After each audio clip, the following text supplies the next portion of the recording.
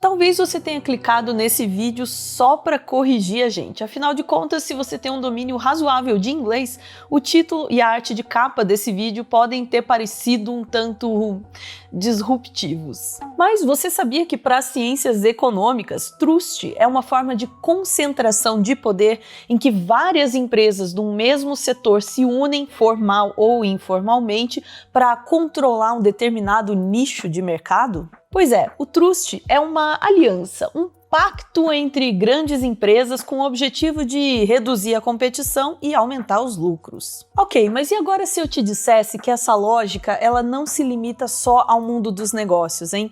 Que existe um outro tipo de trust mais sofisticado, mais discreto e muito mais poderoso. Trata-se de um trust jurídico, onde as alianças não são entre empresas, mas entre pessoas que ocupam cargos de poder, onde o capital político e o capital simbólico se confundem numa cooperação estratégica entre as elites políticas e econômicas por meio da elite do poder judiciário. Mas pode chamar também de acordão.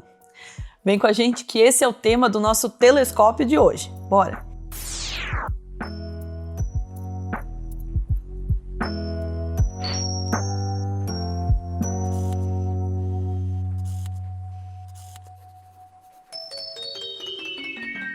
Nas democracias modernas, e especialmente nas economias de mercado, o poder judiciário costuma ser apresentado como o guardião de um princípio quase sagrado, a segurança jurídica. A ideia é simples e, à primeira vista, até nobre: garantir previsibilidade, estabilidade e confiança.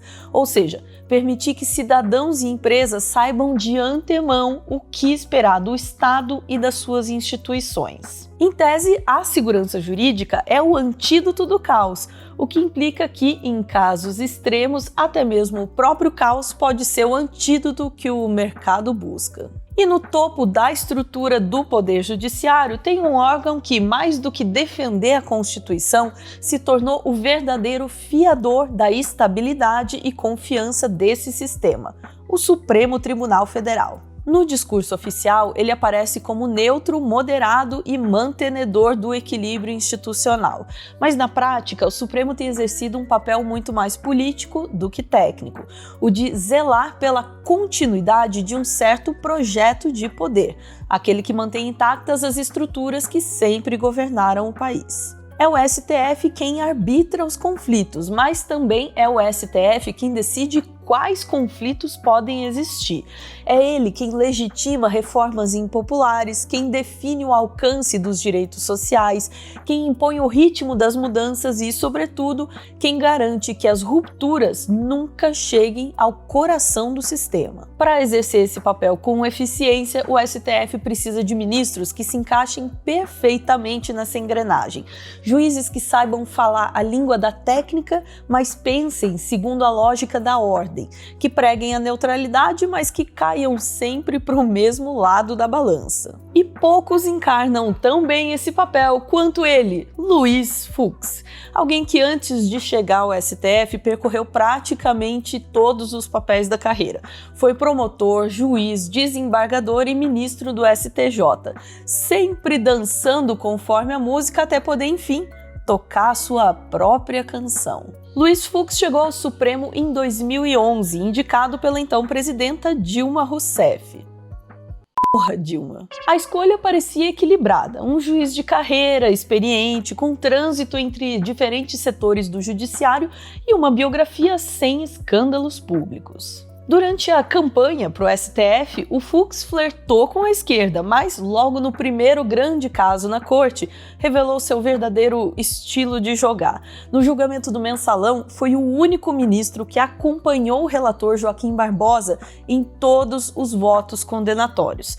Foi rigoroso, implacável e, aos olhos da imprensa, exemplar. Olha, se ele fosse um jogador de futebol, o Fux seria o Ronaldinho Gaúcho do Supremo. Aquele que olha para um lado, mas toca a bola para o outro. Então, se durante a campanha pela vaga no STF ele olhou para a esquerda, no Mensalão o Fux compreendeu que o prestígio vinha da direita. E foi nessa direção que o seu topete passou a apontar desde então. Nos anos seguintes, o Fux encontrou o terreno perfeito para se firmar como o ministro da moralidade seletiva, o debate sobre a prisão em segunda instância. Em 2016, ele votou pela possibilidade de prender condenados antes do trânsito em julgado, uma tese que na prática abriu caminho para o encarceramento de Luiz Inácio Lula da Silva e para o fortalecimento da Operação Lava Jato. O discurso era o de sempre: combater a impunidade, garantir a efetividade da justiça e restaurar a confiança nas instituições. Mas, na essência, o que estava se consolidando era um novo tipo de jurisprudência, uma jurisprudência da conveniência política, moldada sob medida para neutralizar o campo progressista e legitimar a ascensão da extrema-direita. Em 2018, às vésperas das eleições presidenciais, o Fux proibiu o então ex-presidente Lula de conceder entrevista à Folha de São Paulo, alegando risco de desinformação para o eleitorado. O Lula estava preso, impedido de concorrer e, mesmo assim, o ministro considerou perigoso que o país o ouvisse. A decisão foi um dos casos de censura mais explícita da história recente. Uma canetada que calou uma das principais vozes políticas do país em pleno processo eleitoral.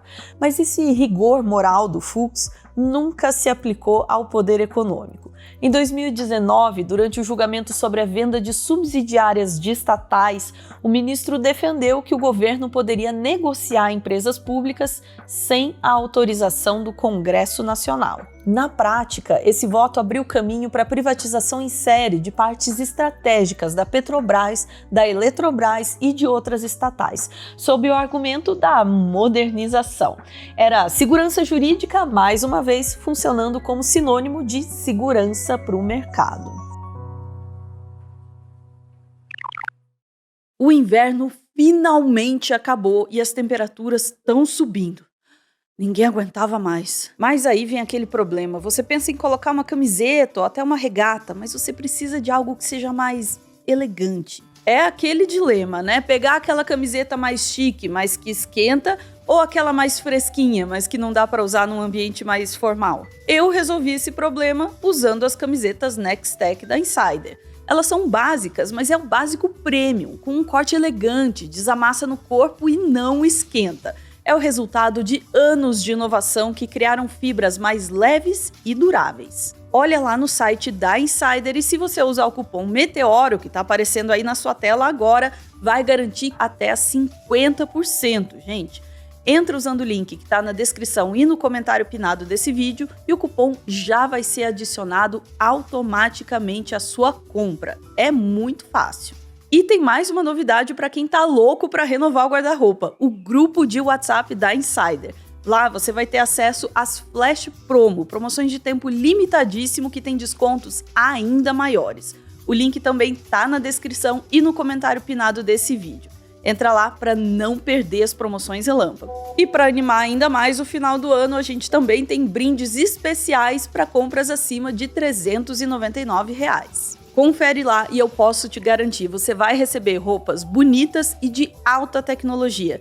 E de quebra, você vai ajudar a gente aqui no Meteoro a continuar o nosso trabalho. Muito obrigada, você que está assistindo e para a Insider pela ótima parceria. Valeu, gente!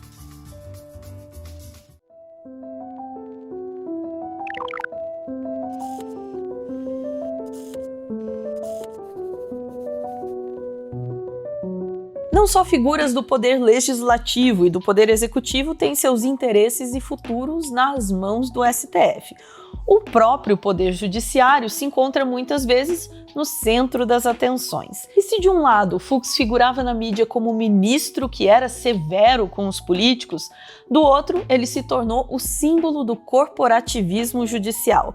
O magistrado que, abusando do juridiquês, vem protegendo os privilégios e reforçando os muros da própria casta. Em 2014, por exemplo, uma decisão individual dele causou um impacto bilionário nas contas públicas. O Fux concedeu uma liminar estendendo o pagamento do auxílio moradia a todos os juízes federais do país, sob o argumento de garantir simetria com o Ministério Público. O que aconteceu aí? Ainda que a Constituição seja clara sobre um teto salarial, o que se viu na prática foi um aumento disfarçado de benefício, que elevou os salários dos juízes quase sempre acima do limite máximo. Uma decisão que custou bilhões de reais ao Estado e foi mantida por 4 anos, até ser revogada em 2018, quando o próprio Supremo aprovou um reajuste salarial para a própria classe. Depois a gente fica ninguém entende por quê. Mas o corporativismo do Fux não se limita ao bolso, não. Ele também se estende ao poder. Quando os abusos da Lava Jato começaram a se tornar públicos e notórios, o poder legislativo reagiu. O Congresso Nacional, pressionado por escândalos de conluio entre juízes, procuradores e delatores, assim como por prisões preventivas prolongadas e por um sistema processual que já não garantia defesa efetiva, decidiu criar um mecanismo institucional de freio e contrapeso dentro da própria justiça criminal. Foi nesse contexto que surgiu a figura do juiz de garantias, incluída no pacote anticrime de 2019. Ela tinha o objetivo de restabelecer um mínimo de equilíbrio entre acusação e defesa e impedir que o mesmo juiz atue como investigador e julgador.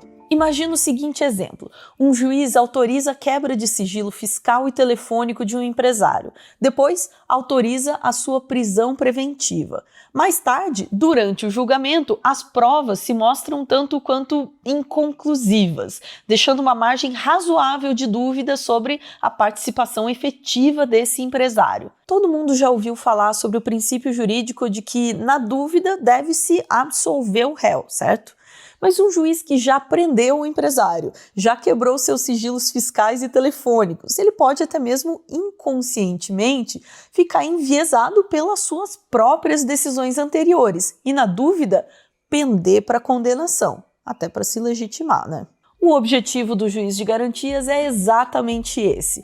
Quando o processo penal em si é iniciado, esse primeiro juiz que determinou a prisão e as quebras de sigilo se afasta do caso após encerrar a fase de produção de provas. E outro magistrado que não teve contato com o processo até então assume a condução do processo e o papel de sentenciar. Em outras palavras, ele quer impedir que quem acompanhou a investigação e formou convicções sobre a culpa seja o mesmo a decidir sobre uma eventual condenação. Esse modelo do juiz de garantias já é adotado em vários países democráticos, como a Itália, a França, Portugal, Espanha e até mesmo no Chile.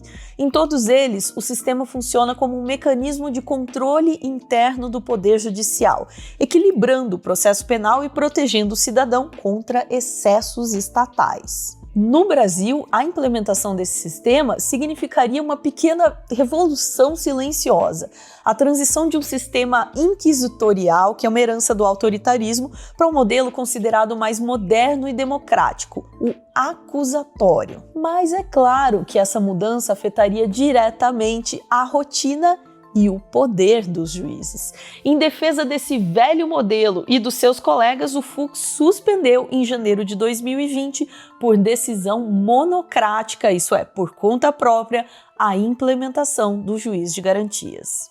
Alegando falta de estrutura e custos elevados, a medida agora está congelada por tempo indeterminado.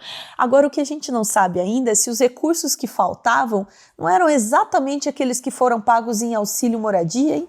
Por essas e outras, o Fux se tornou um rosto familiar para os agentes da chamada República de Curitiba. Que vergonha desse termo. Ele não era apenas um ministro técnico, era alguém que compartilhava da mesma lógica. E é exatamente por isso que Sérgio Moro e Deltan Dallagnol confiavam nele. Eles sabiam que eles precisavam de alguém lá em cima, alguém no Supremo que garantisse o escudo jurídico do projeto político que eles vinham construindo. As mensagens vazadas da Vaza Jato mostraram que essa confiança não era gratuita. Em um dos diálogos revelados pelo Intercept Brasil, o Deltan celebrou uma decisão favorável e escreveu: "In Fux we trust." A brincadeira com a frase "In God We Trust", lema impresso no dólar norte-americano, não era inocente. Ela simbolizava algo muito maior, a crença de que Fux era o fiador da Lava Jato no Supremo, o homem certo no lugar certo para proteger os interesses da operação e blindar os seus protagonistas. E fazia sentido. A essa altura, o truste já estava formado. De um lado, o Ministério Público e a Força Tarefa de Curitiba. De outro, setores do judiciário, da grande mídia e do empresariado que viam na Lava Jato a oportunidade de reconfigurar o país, criminalizando a política, neutralizando a esquerda e preparando o terreno para a ascensão da extrema-direita. E essa confiança não ficou apenas no campo simbólico, não. O prestígio do Fux e a sua sintonia com setores mais conservadores do poder político renderam frutos bem concretos, inclusive dentro de casa. A filha dele, Mariana Fux, que era advogada e não juíza, foi nomeada desembargadora do Tribunal de Justiça do Rio de Janeiro em 2014, aos 35 anos, por indicação do então governador Luiz Fernando Pezão, aliado político de Sérgio Cabral, que mais tarde seria preso por corrupção. A escolha gerou forte reação na época, porque o processo inteiro foi marcado por acusações de pressão política e manobras institucionais. A OAB do Rio de Janeiro alterou as regras de seleção justamente enquanto a candidatura da Mariana avançava, num movimento amplamente interpretado como tentativa de blindar críticas de favorecimento. Conselheiros relataram ter sido abordados por Fux durante o processo e a nomeação acabou sendo vista como produto não do mérito, mas do peso do sobrenome e das alianças certas. A cara do Brasil dos grandes acordos. Tudo que a gente viu até agora nos dá a moldura perfeita para entender quem é Luiz Fux e, principalmente, o que a gente deveria esperar dele no julgamento do Bolsonaro e da sua trupe pelos crimes contra a democracia.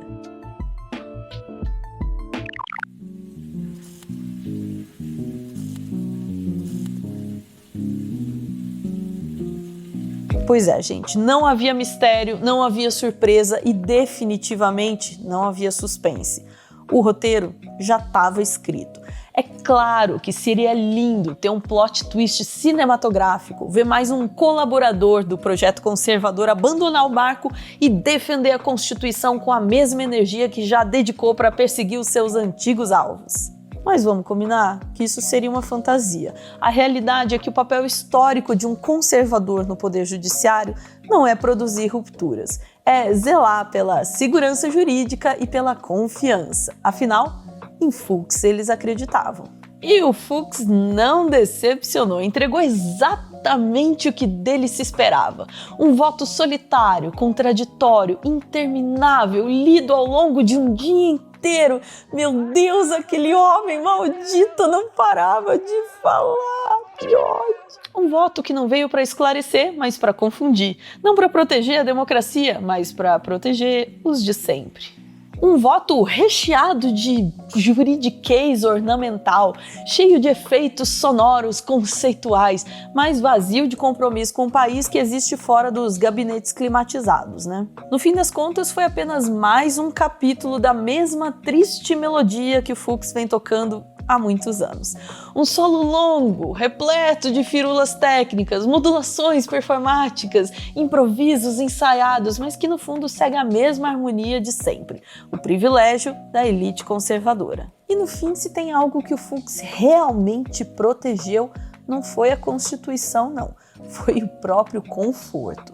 Porque entre as muitas liberdades ameaçadas no Brasil, a única que realmente parece inegociável para a elite é a liberdade de continuar frequentando os seus destinos favoritos. E o Fux, ao absolver o Bolsonaro, garantiu exatamente isso.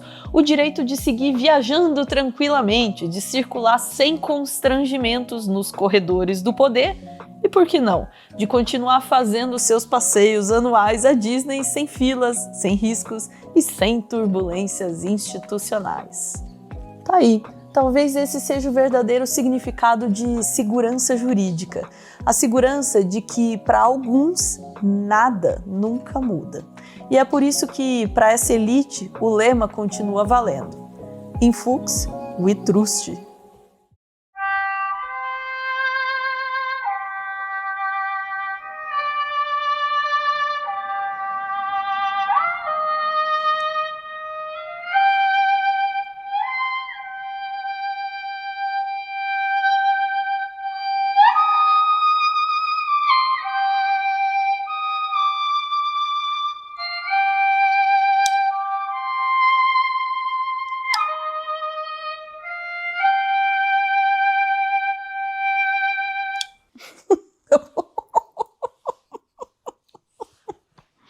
Ai, chega.